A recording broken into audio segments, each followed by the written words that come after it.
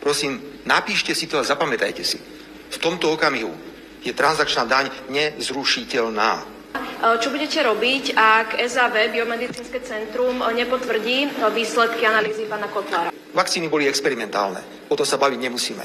No, oni neboli experimentálne. Pani rektorka, ja vás veľmi poprosím, teraz sme presne v polohe, vy si to rozprávate. Mňa nezaujíma váš pohľad a vy postavte otázku, nekomentujte. Keď chcete, založte si politickú stranu a robte si politiku ešte raz.